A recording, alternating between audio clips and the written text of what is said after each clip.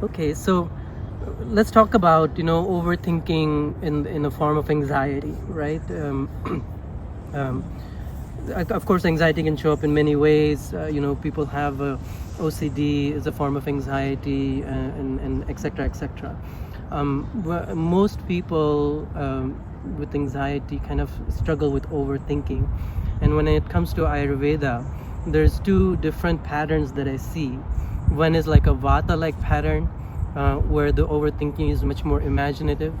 These Vata individuals, by their nature, are more creative and more imaginative, and so their way of overthinking is imagining what could happen.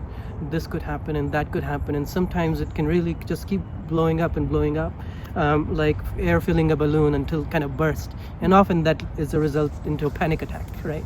And so that's the Vata version of overthinking. In within the body, what's happening is there's this continuous ramping up of the adrenal energy and all the subtle and overt stress factors, and people start to feel their issues with breathing, chest tightness, etc. So that's kind of the Vata type.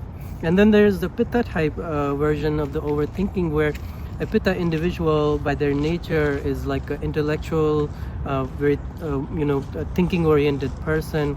They like problem solving, they like challenging themselves, and they like actually winning and being, overcoming a problem, solving a problem. That is the most rewarding aspect of life. A lot of times for them is to be able to master something.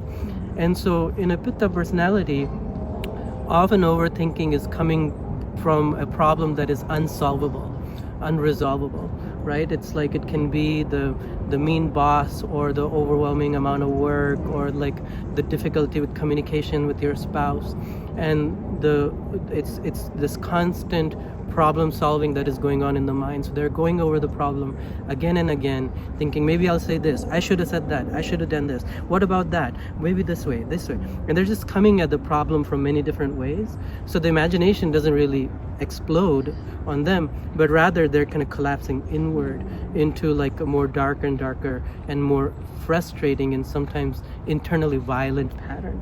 And so so that's the Pitta type of overthinking. And each has their own ways of receiving care, which we can talk about. Yeah, so when you have somebody that has more of a Vata overthinking, what is the most helpful way to not just minimize it, but to actually kind of retrain the thought process so that it's not a habit? Yeah. So always when I talk to patients and they're coming in with their dosha quizzes, and they have this very negative impression of themselves as a Vata person. I'm the anxious type, I'm the scared type, I'm the person who's ungrounded and impulsive and things like that. And first thing I try to do is talk to them about the positive aspects of Vata, which is its creative nature. The same creativity and imaginativeness that is causing them anxiety can be their tool, because it is their strength. And it is more about getting to know their person, their history, and seeing where this habit developed from. It's like, say we all have, like for a Pitta person, problem solving and thinking intellectually and rationally is their gift. But we're faced with problems in life, especially at a young age, where there is we kind of get patterned into overthinking. And so first is to kind of help them to recognize where this pattern came from, right? Helping them to more like in a way have acceptance of them in this pattern, and acceptance of this pattern as not being abnormal or something wrong with them, but something that is a maladaptation. Might have been, and often it is a very good adaptation for how they grew up, say in an abusive household or in a chaotic household or whatever. But in at this time in their life where they have more control over their life, it's a maladaptation. So looking at it as a maladaptation and then approaching it as something that can be evolved and relearned is an important place to start. Yeah. Anything to add on that? I think too, just like, no matter what the family background is, there's this kind of idea that we have of like how we should be, what comes, especially now through social media, or just kind of like the tone of culture of what's accepted and what isn't. And it's, yeah, to kind of find that acceptance of like, that actually is just kind of an illusion. There is no right way to be. Yeah. But if there's something Yes. that's kind of giving you an internal hardship, and there's a way to kind of, that you want to work with it, I think kind of focusing on like the best positive aspects is also what I've seen to be Yeah. the most helpful place to start, because we have this terrible habit of just focusing on the negative. Yeah. And then it's kind of like throwing the baby out with the bathwater. You don't really, the heart doesn't get the chance to kind of accept that actually there's a tremendous amount of positive aspects about each of the different, kind of doshas and constitutions and nature makeups that we are. Yeah. And that is a very therapeutic thing. What you said is like, there is no right way to be. Mm-hmm. There is only being yourself. And being yourself, you have to really start to look at things more objectively as to like, why this pattern is there. Often when I work with people in breaking these patterns, it's about doing some reflection on seeing when that pattern started, and it's often at a young age, and like seeing that like, oh, that child or that young person was doing exactly what they knew to do, and that was their best way to respond to the situation they were in. And because at that time it protected them, that became the mode of operation in a way that this will always help me. So when they get stressed, unconsciously they go to that pattern. So that's important, right? There's no right way of being. There's only being yourself.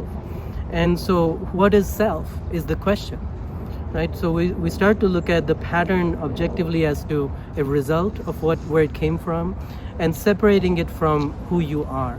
Because people always have a misconception of, I am angry, I am anxious, I am neurotic, whatever, right? No, you might have neurosis, you might have anger for very good reason, and you are different, you are separate from it.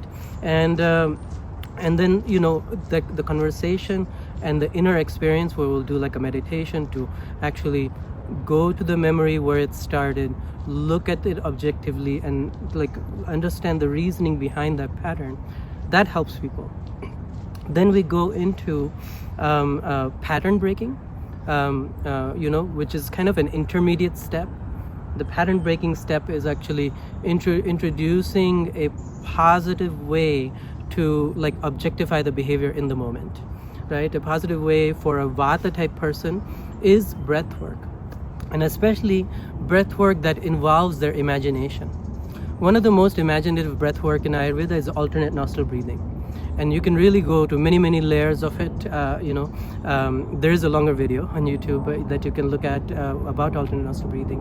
But basically, it is actually activating the alternating, the feminine channel and the masculine channel. And then in a subtle way in the brain, activating the different hemisphere.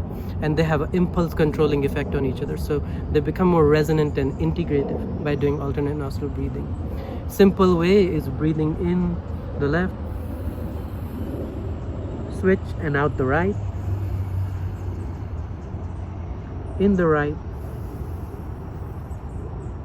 out the left. And adding to that the awareness that this is cleansing the channels and cleansing my nervous system and cleansing this junk of imagination that is accumulated in my mind. Bringing that attitude to it, people become very quiet, and people become more centered. Another breath work that you can do in a conversation that is anxiety provoking is breathing, and your attention goes from the crown to the root of your spine as you breathe in, and as you exhale, your attention goes down to your feet. And you can keep doing that while someone is talking to you, or you can do that breath when in between you're speaking to them. And it's a good way to kind of stay centered. This way, the imagination is staying connected with the body and present in the moment. So you're not responding to your angst or your trauma. You're responding to what's in front of you and feeling safe. Because when we breathe, the parasympathetic nervous system activates and we feel safe physically. And so that's Vata side of it. Then the Pitta side of it is a little bit more of, wrestling with this rumination. and this energy that is kind of overtakes the mind with the obsession to fix and make something right, make something just, fair, correct, right? And they have all the capacity to problem solve, all the intellect to be able to like think of things in many different ways, but when it's overwhelmed, it's useless ruminating. And so one is to kind of so the brain is vibrating on this like crazy rumination, destructive thought process, right? And so thought is just energy and subtle noise. That's what thought is. And so we introduce more resonant and more harmonizing noise. And so that resonant and harmonizing noise is something like a mantra, which is like sacred word or a sacred phrase that they can repeat. And that mantra can be repeated like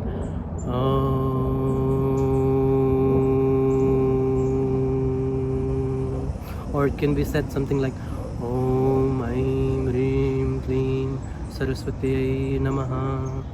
And so the sound itself has power to it, but also if you give meaning to it, if it has meaning to it, the mind becomes more emotionally involved with the sound, and the sound and the vibration of it begins to create all the noise to resonate with that sound. And so the ruminating becomes quiet and the mind becomes more present with the peaceful vibration of that sound. Then you can sit down and quietly think about the problem and be the masterful person that you are, rather than this crazy, angry, upset, neurotic person that you're feeling like. So those are two different ways. Yeah, I think it's just really beautiful how you can see how Ayurveda holds the psychology and it brings it into like not a problem that you mentally have to work through, but it pulls in these different ways of working with ourselves. It just really speaks to the expansiveness of the medicine, and the art of the tools at hand.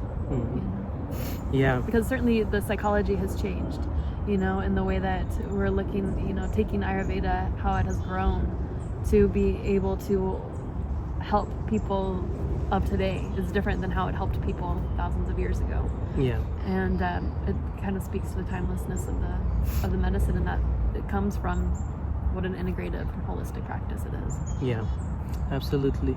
Yeah, we cannot discount the power of herbs in this, right? Yeah. So the what I was talking about, either the breath work or the mantra, is this intermediate step to be able to like take pause, right? Versus what you're bringing about the different tools, how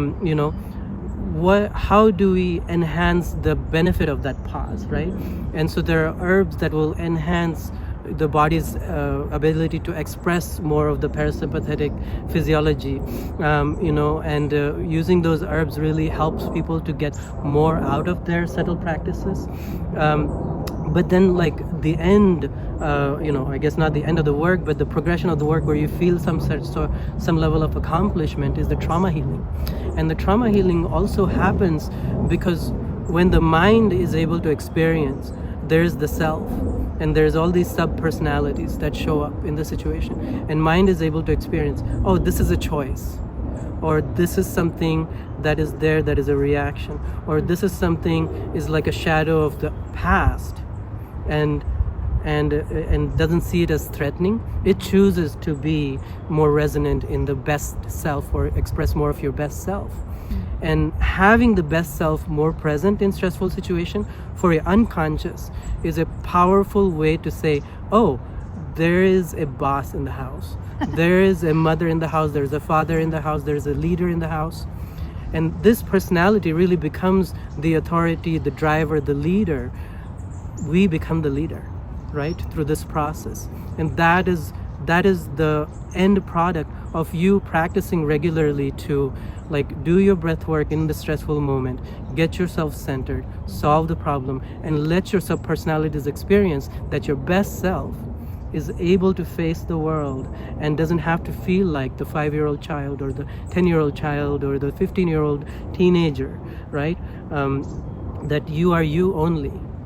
And those are past shadows that are present in your memory, but not you.